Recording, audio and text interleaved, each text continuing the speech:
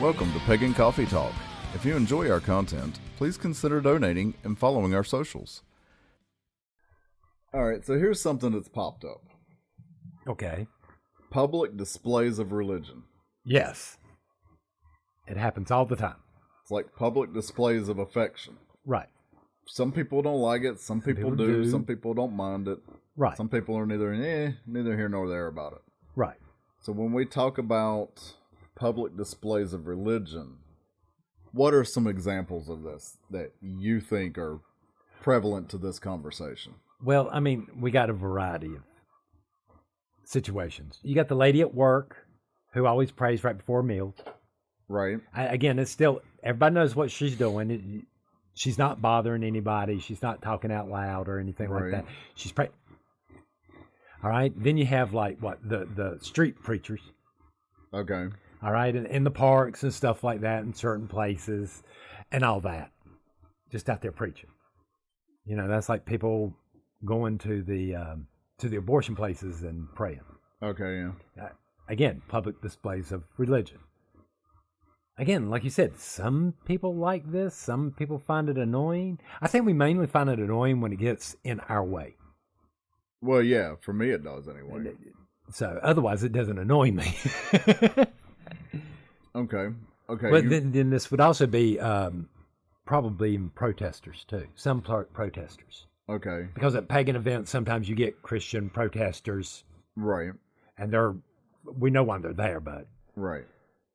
Okay, so you mentioned the street preachers. Yeah. Let's go with that one for a minute. All right. Yes, I see that as a public display of religion, but I also see that as proselytizing. Well, again, is part of the Christian belief is to. It is. So can we really fault them for that? Because they're doing what they're supposed to. Right, they're doing what they believe. Again, God commanded. I really don't have a problem with this, but I know that there are people out there that do and will go ape when they run across these people. You know, I'm sorry, the pagan community does have some Karens. Really? Did I just say that out loud? Well, I mean... No, I know, they do, yeah. And because here's my question. Which is worse? Them actually, the preachers doing this, or our pagan little Karens going ape over all this stuff? Where, you know what, if you just would have kept on walking and just let them be, the universe would have gone on. Well, and again, something like this, and we're going there again, this falls under freedom of religion. Right. So if you're going to take away somebody's right to stand on the street corner and preach their religion, right, or try to stop people and talk to them about their religion, then that's going to stop us from doing our public rituals. Right. But I hate to pagan pride No, days. wait a minute. No. I have never been out into the park and then suddenly, spontaneously, oh, hey, I'm going to just do ritual right now. Well, no.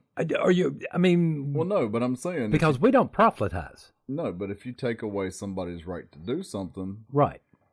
Then you're also taking away your rights to do something. Right. And that I understand. I'm just saying, but I guess that's why, do you think we might find it a little bit more annoying because we don't and they do? Could be. Are you with what I'm trying to ask there? I mean, well, you know, I remember a time being out at a gay pride event. Yeah. And there was a street preacher there, and there were a lot of people giving him a hard time. Yeah. I personally had no problem with him being there. Well, no, I mean... Even though he was, you know, he might have been using a bullhorn, he might have been loud, whatever. It didn't affect me. It was no louder than everybody else. Right. It was no louder than the bands or... Right, because you got all the music going on, you got the crowd noise, you got all kinds of stuff going on. What? But see, I'm back to this. Why not just ignore it? Why not just walk by? Exactly. Why sit there and glitter bomb? I mean, don't get me wrong. I understand if you're sitting there and you're just having a conversation with them. No, I get it. If you're having a conversation with somebody, that's different. That's different. That's like you and me sitting down and having a talk. Right. Right. I mean, I have no problem sitting down talking to Christians and just having a nice conversation with them. Absolutely not. All right. there's I don't see what the problem is. I know quite a few Christians that are very nice that way. Well, and we lived in a little town near the Virginia state line, and there was this sweet woman who came by at least once a week or so. Jehovah's Witness. Stand outside, talk to her for 5-10 minutes. She was so sweet. Didn't bother me one bit that she came by. No, and she didn't really preach. I think she knew we were gay, but she never really would preach to us. She'd hand us a pamphlet, invite us to church, and then leave. Yeah. And all right, or she might. I think she offered to pray with us once. Yeah. No big deal. Yeah, sure, okay, sure, whatever. Makes her feel better. I had no problem with that. It's not something we do. No, we're not going to go out knocking on doors. But no, I mean, you don't, like I said earlier, it's not like too many pagans are out on their street corner thumping their books of shadows. Right. I mean, when was the last time somebody walked up to you and go, have you talked to your goddess lately? Right. But I hate to ask this question. Should we? Should pagans start actually doing the same thing? And I think if you've got an activist group who's willing to do that, then I think you could probably do it just to show, look, we can do this too. Right. We can get up here and proselytize. Right. Is it something I'm going to condone? No. No. Is it something that I'm going to do? No. Well, most pagan, and I'm very broad terms here, all right? And most pagan, hence the reason I keep on using pagan. And most pagan culture around here that we're involved in, proselytizing is really not done. We don't even think about it. The thought is people should try. We want those who are searching us out, not the other way, which is kind of weird compared to the other religions, because it's like the other religions go out to find you, again, to be a fisherman or to convert. And we're like, no, we want people who come, who seek us out. Well, and I think that's because we see this as a personal journey. Right. This is not something like when people come to us, hey, we're going to teach you a way to do this. This is not the one and only way. Right. There are many ways to practice this faceted religion. When we teach you our circle casting, that is for our temple, and it's what we do, and it's what we always do, so we all are on the same page. Right. But my point is when we teach them that, we specifically say these things because it is a personal thing. Right. If you go home and you're going to cast circle in your house and do your own little ritual, we expect that you're just going to take and you're going to form your own way of doing things. What? We're not telling you have to do our way if you want to. And but that's what I'm saying. We expect that you're going to take stuff from us. You're going to take stuff from what you've read, or maybe you saw at a public ritual and you're going to say, oh, I like that. Yeah. I'm going to incorporate that into what I'm doing. Right. We fully expect you're going to do that. Nothing wrong with it. That's actually probably one of the best ways to practice this religion. You find what works for you. Why? Because it's a personal journey. Well, as opposed to the other way where we physically go out and seek people to convert them. Right. It's all a personal journey. All right. When you sit there as a group and you go, this is the way we're going to practice when we're together, so we're sort of all know what's going on. Mm-hmm. That way the next people that come in, they're going to be taught the exact same way, and there's going to be less conversation inside circle.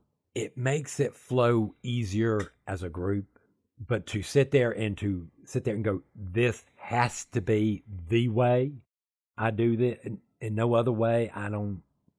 Yeah, I don't see that either. But with other public displays, like the lady at work who prays before she eats, right? Right.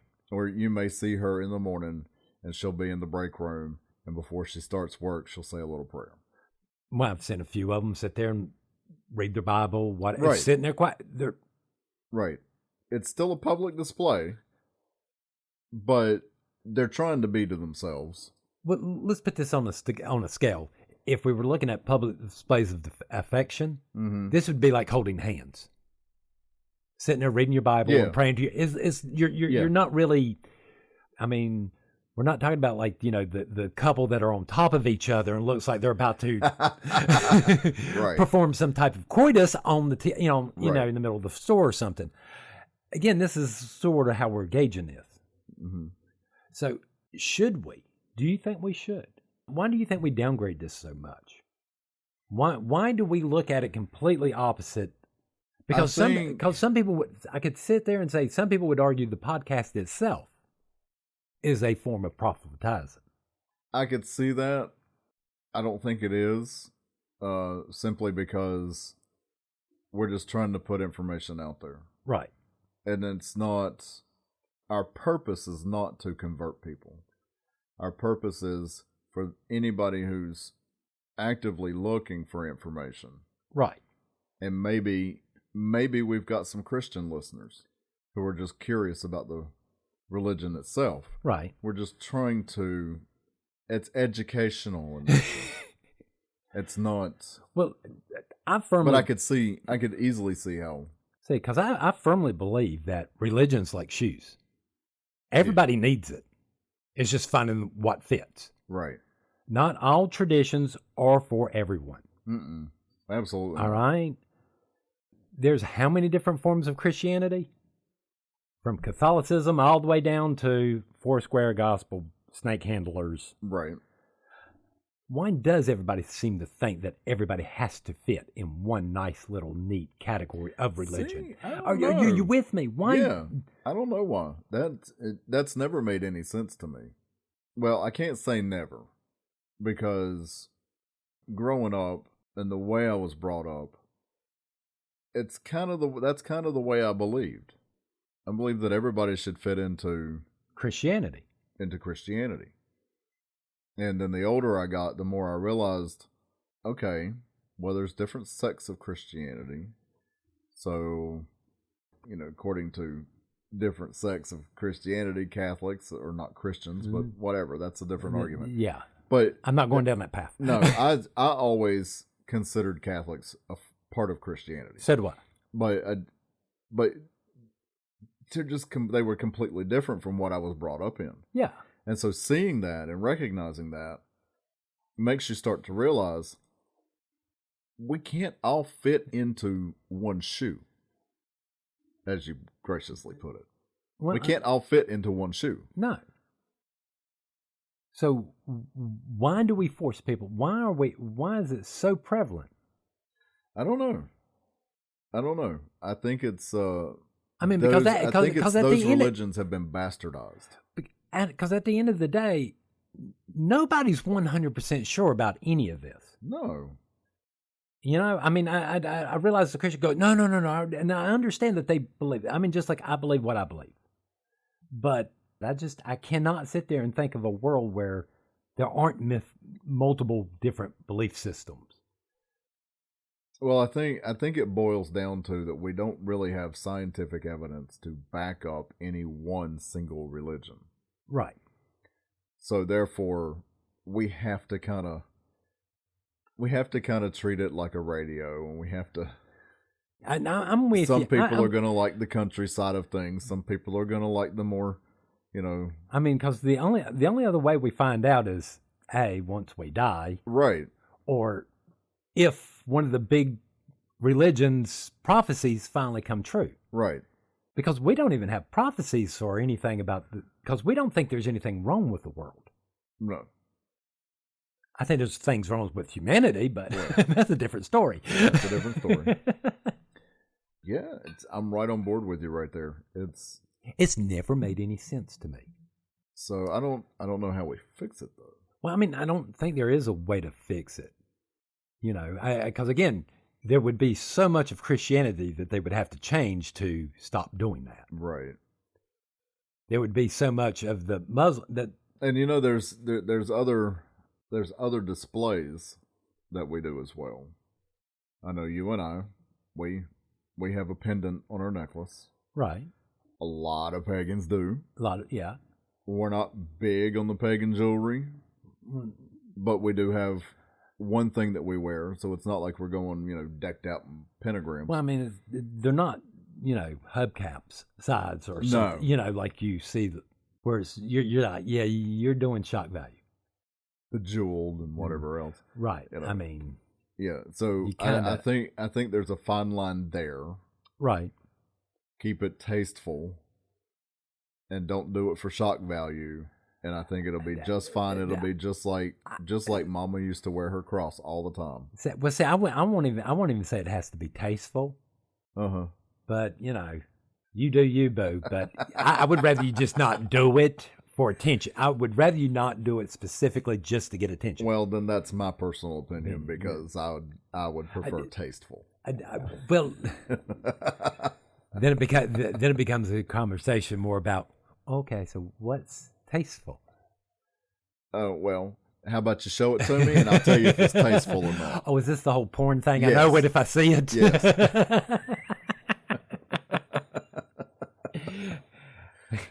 Again, that's just me. Just me.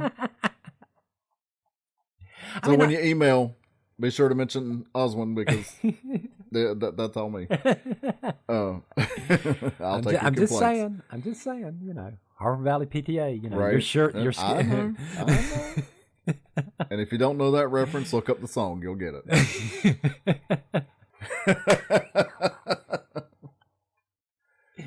But I mean, there's other ways that you can do your public displays and still be not inconveniencing anyone. Right. Like hardly nobody says anything about my necklace. Right. I mean, how inconvenient is it to be Muslim on an airplane when you have to pray? See? And I get it. It's part of your religion. And I realize you want to do it, but you can't really block the aisle of the plane. Right. So. And I'm not sure how long that lasts or how long they have to. Or I'm not my field of expertise. Right. So where do we draw the line with public displays? Or do we? I don't think we do. Do we just ignore it and go about our business? I think it's easier just to ignore it and move on. All right? Instead of making a big deal out of it. Right. I mean, again, it's like if you don't like paganism, why are you listening to a pagan podcast? I mean, if you don't like Christianity, why are you listening to a Christian podcast? Right. I'm sorry, that's that whole hate watch thing. Just stop. Yeah. That's stupid. Rage porn. Oh, God. That is the most stupidest thing I've ever. But like you said, like at the gay pride and stuff, if people would just walk by them and just ignore them, let them talk, whatever, just keep on going. Well, and then too, when you're dealing with family members, like I remember we went out to eat with my mom and her sister and some other friends, and they're all Christian. Yeah. And we were at this table. It was probably about 6 of us. And everybody wanted to hold hands and pray before eating. And I just kind of rolled my eyes a little bit. But you know what? Hey, I held hands with somebody. And well, I mean, that's going to family dinners and stuff like that. And they want to bless the meal at the Thanksgiving and all that. You just sort of bow your head, keep your mouth shut, going, okay. Yeah. It is a blessing. Right. I mean, considering we've talked about the source and our concept of it, why in the world are you going to peel your face off just because they did Christ? I mean, it's not like we can't summon Christ inside our circles too. I mean, right. Duh. But still, I mean, like you said, it's a blessing, and we do our blessings in private. Some people don't care where they do their blessings, and that's fine. But yeah, no, street preachers and stuff like that, and just let them be. Just let them be. I mean, that's like that's just like protesters. Let them protest. I mean, don't let them get violent or whatever. Right. Make sure the police, whatever. But we have the right to protest stuff if we don't like it. Well, and as far as us doing our own public displays of religion, I'm sorry, we have gathers, I'm not we have stop events. I'm not going to stop you, and you want to go out and wear your little witch hat and bedecked out in pinnacles and pentagrams, and I'm not going to agree with it, but you go right ahead. It's your freedom to do that. Exactly. They have their freedom, we have ours. So. Yeah. Like I said, I think just ignore them, walk on, and just be nice. Yeah, don't be hateful. You know, there's no need for that. No.